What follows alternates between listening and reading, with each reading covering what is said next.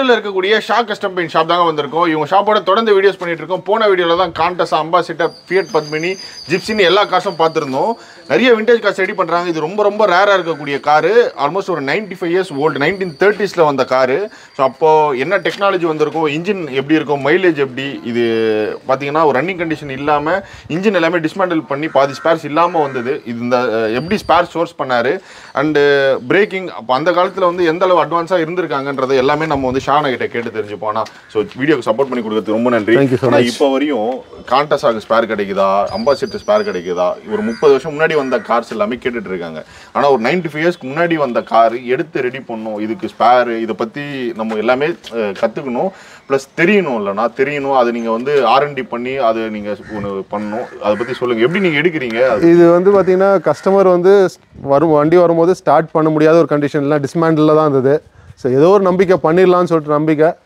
அதே மாதிரி எடுத்துகிட்டு வந்தோம். எங்கள் டீம் வச்சு நாங்கள் ஒரு மீட்டிங் வச்சு எப்படி ஆர்கனைஸ் பண்ணலான்னு சொல்லிட்டு வேறு என்னென்னா வண்டியோட பார்ட்ஸ்லாம் சோர்ஸ் பண்ணி இதில் வந்து அசம்பிள் பண்ணலாம். ஏன்னா செல்ஃப் இல்லாமல் இருந்துச்சு, ஃப்ளைவில் வந்து சைஸே வேறு மாதிரி இருந்தது, ஹெட்டோட வால் வந்து பெண்ட் இருந்தது, அது மாதிரி நிறைய ப்ராப்ளம் இருந்தது. கடைசியாக பார்த்தீங்கன்னா எல்லாம் முடிச்சிட்ட அப்புறம் பெட்ரோல் டேங்க் வந்து ஃபுல்லாக வந்து ரஸ்ட் ஆகிட்டு இருந்தது. ஸோ பெட்ரோல் டேங்க் செஞ்சோம். அது மாதிரி ஒரு விஷயம் செஞ்சு போட்டோம், சில விஷயம் இம்போர்ட்டும் பண்ணோம், சின்ன சின்ன விஷயம் இம்போர்ட்டும் பண்ணோம். ஒரு வழியாக ஸ்டார்ட் பண்ணி முடிச்சாச்சு. இப்போ வந்து ரன்னிங் இருக்குது. வண்டி வந்து வரும்போது டோயிங்கில் தான் வந்தது, இப்போ வந்து ரன்னிங்கில் இருக்குது. ஓகேண்ணா. ஆனால் அந்த காலத்தில் எப்படி இருக்கும்னு தெரியல, இன்ஜின் ஓப்பன் பண்ணி காட்ட முடியுமா? கண்டிப்பாக. ஸோ இதில் பார்த்தீங்கன்னா இன்ஜின் ஒரு கிரிட்டிக்கலான ஒரு இன்ஜின் தான் இருக்குது இதில். ஸோ இதில் ஓப்பனிங்கே பார்த்தீங்கன்னா நம்ம அருமையாக வச்சுருக்காங்க பாருங்கள், எவ்வளோ ஈஸியான ஓப்பனிங்கு. ஸோ இதில் செல்ஃபும் இருக்குது, இந்த வண்டியில் செல்ஃபும் இருக்குது, ப்ளஸ் ஹேண்டில் ஸ்டார்ட் பண்ணுற மாதிரி இருக்குது. அதுக்கப்புறம் தான் இது வந்து செல்ஃப் ஆல்ட்ரு பண்ணுது. ப்ளஸ் இது பார்த்தீங்கன்னா உங்களுக்கு ஹெட்டுலேருந்து எல்லாமே பார்த்தீங்கன்னா இது நம்ம சர்வீஸ் பண்ணி போட்டோம். சரிங்கண்ணா. கார்பரேட்டர் சர்வீஸ் பண்ணி போட்டோம், அந்த செல்ஃப் ரெடி பண்ணி போட்டோம். அது மாதிரி நிறைய விஷயம் வந்து நம்ம பண்ணியிருக்கோம் அதில். ஓகே.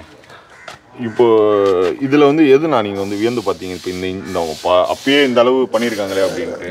90 வருஷத்துக்கு முன்னாடி வண்டி ஓடுற மாதிரி பண்ணதே பெரிய விஷயம். இப்போ இருக்க வண்டி வந்து ரோட்டில் கூட நிற்காது. 90 இயர்ஸாக அது வந்து ரோட்டில் நின்றுருக்கு. அதுவே வந்து ஒரு பெரிய விஷயம் இல்லையா? பார்த்தீங்கன்னா வீல்ஸ்லாம் பார்த்தீங்கன்னா உட்டனில் காவு பண்ணி, உட்டன்லேருந்து நம்ம ஸ்கூட்டர் வீல் மாதிரி அட்டாச் பண்ணி, ப்ளஸ் ரொம்ப நல்லா இருக்குது. இது வந்து இது ஒரு குறைலாம் எதுவுமே சொல்ல முடியாது. இவ்வளோ பெரிய வண்டி பார்த்தீங்கன்னா ஒரு லக்ஸுரியான சோஃபா சிஸ்டமான சீட்ஸு எவ்வளோ லக்ஸுரியாக இருக்குது பாருங்கள். ஓகேண்ணா. இதுக்கு எத்தனை கியர்னா இருக்குது? இது 4 கியர் சிஸ்டம் தான் அது. ஸோ இதில் பார்த்தீங்கன்னா செல்ஃப்லாம் வந்து ரொம்ப நல்லாயிருக்கும். இதில் செல்ஃப் வந்து பார்த்தீங்கன்னா நார்மல் வண்டியில் ஸ்டார்ட் பண்ணுற மாதிரி இருக்காது. ஏறும் போதே பாருங்கள், ராஜா ஏறுற மாதிரி தான் இருக்கும். ஸோ இங்கே இருக்குது உங்களுக்கு செல்ஃப் ஸ்டார்ட் பண்ணுறதுக்கு வந்து சுவிட்ச் வந்து இங்கே இருக்குது. யூஸ்வலாக வந்து நம்மளுக்கு இக்னிஷன் வந்து இங்கே இருக்கும் இல்லையா? இது இக்னிஷன் காலில் இருக்குது. இங்கே பாருங்க, என் காலில் இருக்குது பாருங்கள், ஸ்டார்ட் ஆகிடுச்சு. ஆஃப் கிராங்க்லேயே ஸ்டார்ட் ஆகிடுச்சு. ஸோ ஏற்கனவே ரெடி பண்ணியிருந்தது, நம்ம கொஞ்சம் மாடிஃபிகேஷன் மட்டும் பண்ணோம்.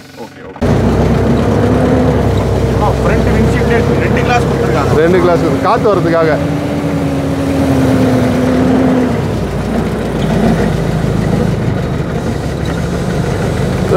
பிரேக்கு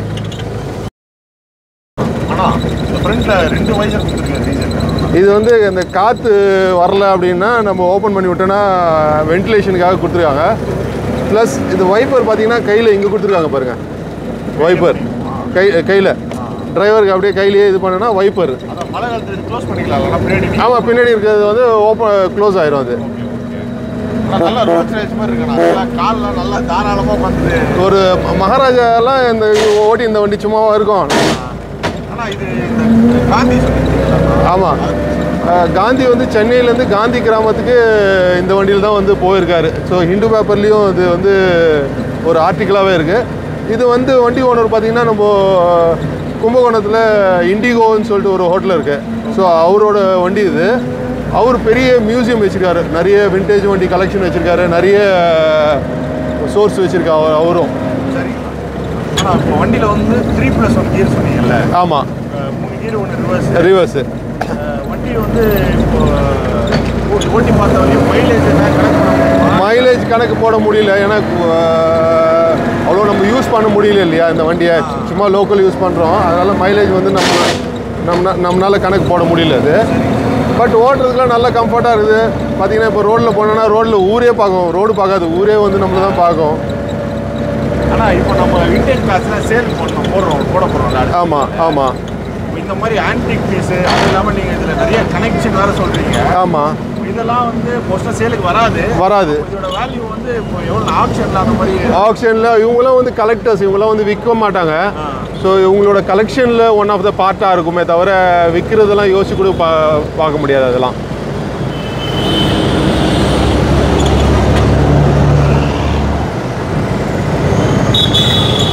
இந்த வண்டி வந்து ரன்னிங்கில் வண்டியே இல்லை இந்தியாவில். பார்த்தீங்கன்னா ரொம்ப கவுண்டபிள் வண்டி தான் இருக்கும். ஒரு 4, 5, 2, 3 அது மாதிரி தான் இருக்கும் ரன்னிங்கில் இருக்க வண்டி. ஸோ இதுவே நான் ரன்னிங்கில் இருந்தது நம்ம ரன்னிங் பண்ணோம். ஸோ இப்போ ஒரு கான்ஃபிடன்ஸ் லெவல் ஆகிடுச்சு. எவ்வளோ பழைய வண்டி இருந்தாலும் நம்மளால் ரெடி பண்ண முடியும். இப்போ கூட ஒரு நிசான், ஒரு குஜராத்லேருந்து ஒரு வண்டி வந்திருக்கு, நிசான் 19 அதுவும் 1970s என்னவோ. ஸோ அதுவும் இன்ஜின் இது மாதிரி தான் ஏதோ மெக்கானிக் ஷெட்டில் விட்டுட்டு பிரிச்சுட்டாங்க, திருப்பி மாட்ட முடியல அப்படின்னு சொல்லிட்டு அதை கூட ரெடி பண்ண போகிறோம் இப்போ நம்ம.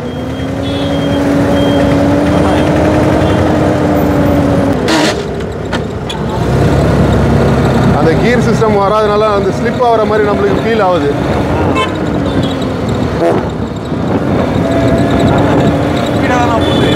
நல்லா நல்லா ஓட்டோலாம் இது மாதிரி நல்லா போதும். இதோட ஸ்பீடு இல்லை, சிட்டியில் என்ன ஸ்பீடு ஓட்டிட முடியும்.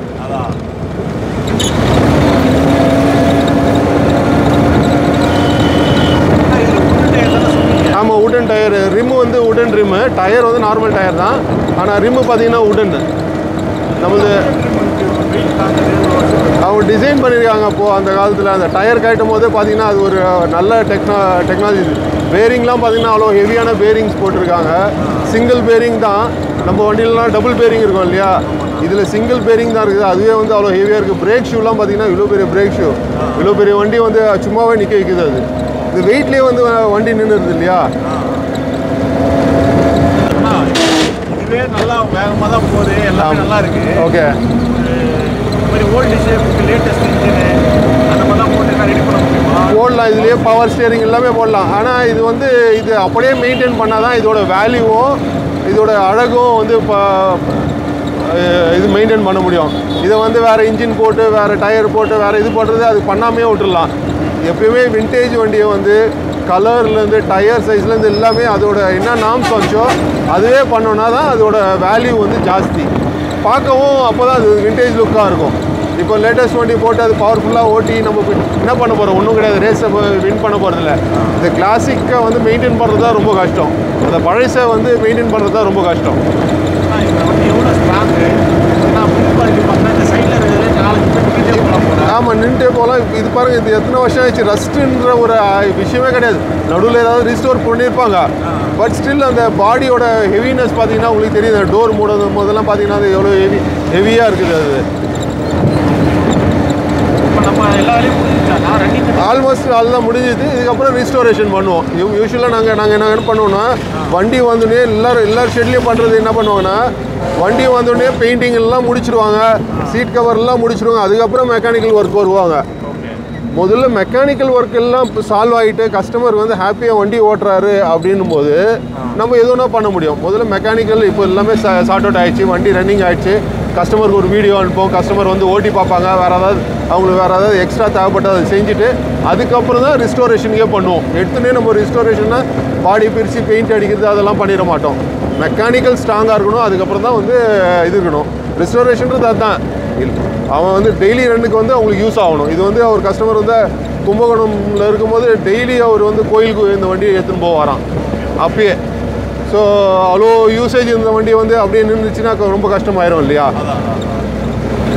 சரி, நான் இப்போ நம்மகிட்ட ஃப்ரெண்ட்ஸில் 123 இருக்குது. ஆமாம், ஏன்னா இப்போ நிறைய கார் பண்ணுறது இப்போ ரேரான கார் வரப்போகுதுன்னு சொல்லியிருக்கீங்க. ஆமாம், இதுக்கு முன்னாடி நம்ம இம்பாலா பண்ணியிருந்தோம்லண்ணா. ஆமாம், இதுவரையும் நீங்கள் பண்ண ப்ராஜெக்ட் இந்த கார் வந்து பெஸ்ட்டாக இதுதான் இருக்குதுலே பழைய கார். நம்ம பண்ணதுலேயே பழைய கார்னா இதுதான். இதோட பழைய கார் நம்ம இது வரைக்கும் பண்ணதில்லை. பட் பண்ணுவோம் கண்டிப்பாக. அவ்வளோ லைனப் இருக்குது. ஷாப்போட டீடைல்ஸ் டிஸ்கிரிப்ஷனில் கொடுக்குறேன். நெக்ஸ்ட் டைம் மீட் பண்ணுறேன். Thank you so much.